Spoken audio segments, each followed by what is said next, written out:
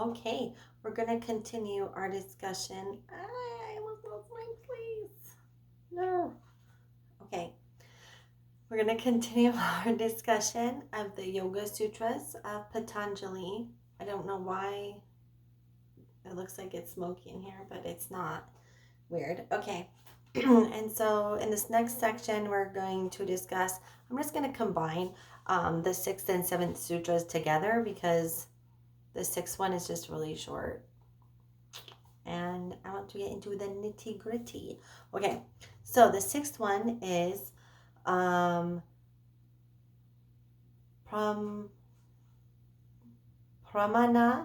viparyaya, vikalpa, nidra, smrtayah.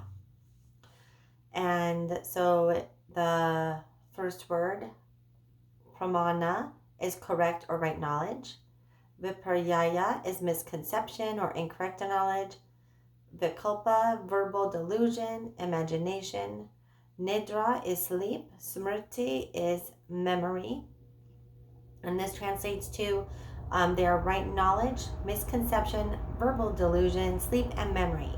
And the book just states, here Patanjali names the 5 types of vrittis and explains them one after the other. So remember, those are like the 5 categories that your thinking falls into. And it's either right knowledge, misconception, verbal delusion, sleep, or memory. And we're going to go into the 7th sutra, which is Pratyaksanumanagamah, pramanani. Pratyaksa is direct perception. Anumana is inference. Agama is scriptural testimony. And pramanani, it means are the source of right knowledge. So this translates to the sources of right knowledge are direct perception, inference, and scriptural testimony. And then, so in this section, in the 7th sutra, and we're still on book 1 and the portion on contemplation. So in this section, Patanjali goes into why we are even bothering. Why do we even bother having thoughts divided into 5 categories? That, remember from the last discussion, that are further divided into 2 categories, either painful or painless. Like, a thought's a thought, right? Why bother? Okay, so we're going to go into that right now. All right, so Patanjali talks about how there is valid knowledge, and that comes from either seeing something yourself, inferring something, or relying on a reliable authority to tell you that information. And then he goes into stating like truth can be presented only through some form or vehicle. We should always remember that the truth of the self is the same, but when presented to you through words and forms and modes, it may appear in different ways to suit the individual or the trend of the age. And so he talks about how it's kind of like a person wearing different clothes. The person is the same, but the clothes are different, right? Like, I may wear work clothes. I hope I don't go to work in my pajamas. Well, I guess I'm a teacher. Sometimes you have pajamas. Anyway, so I have, clothes that I work in, but then like at night I wear pajamas. So I'm still the same person, just my clothes are different.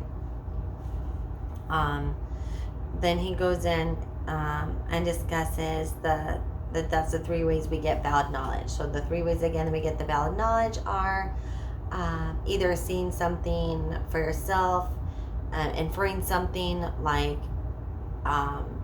seeing a calf get milk from the cow. Like, you don't actually see the milk, but you can see the calf suckling. You can infer that the calf is getting milk.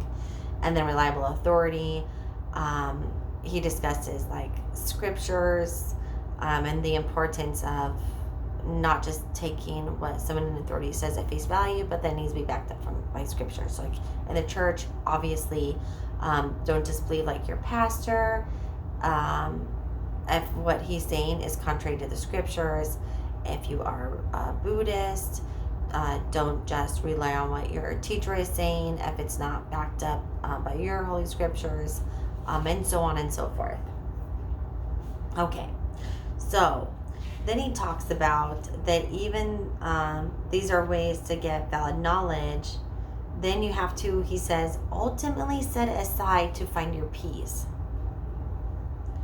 And again, this is like where I kind of struggle in my journey with yoga, is this whole idea of having no attachment to the fact that like you don't even have attachment to your thoughts. Like, why? I mean, I don't know if this is a Western mind thing or if it's global. I don't know, but I would say actually probably global, because I think globally the fear of getting dementia is pretty widespread. There's something about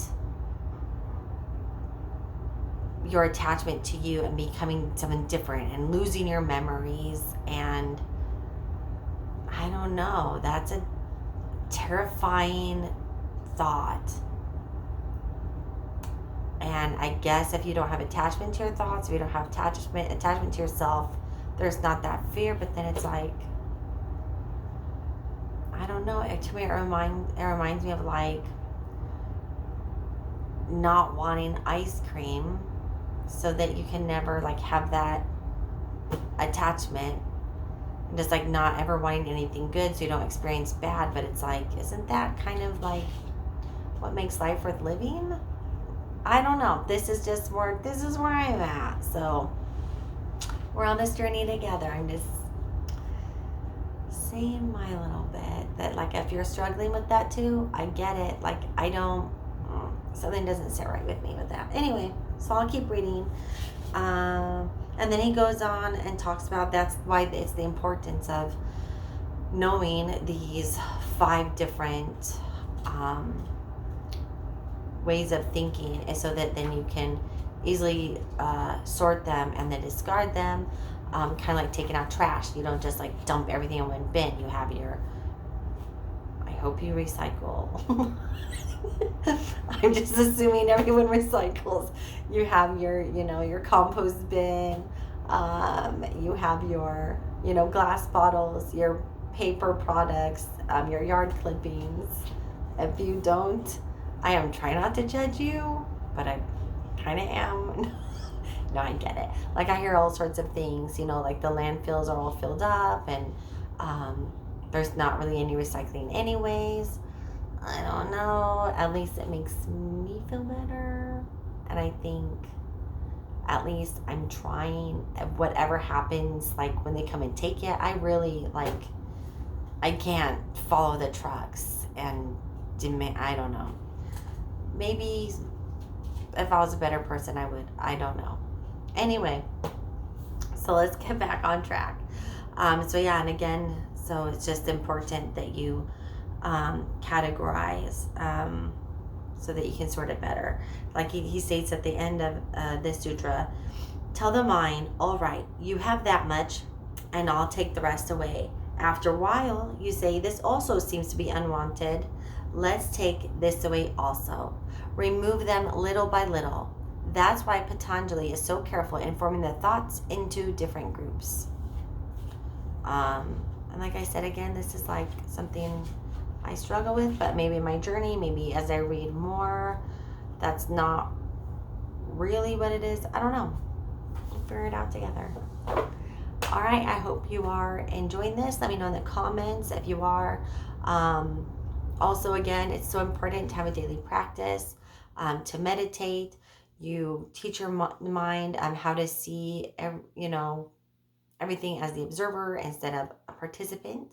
So you are more responsive and less reactive. And that's what we all want, right? We want to be a good, kind person. And when someone hurts our feelings, we want to be able to just go, I don't care. They say something about you, I don't even care. It doesn't even affect you. And you just love that person. That's the goal, right? Well, meditating every day, being in that practice helps you stay in that state of the observer, because if you don't do it when you're not stressed and something terrible happens, someone calls you a name, and you think, well, I'm just going to do some rest and it's not going to bother me.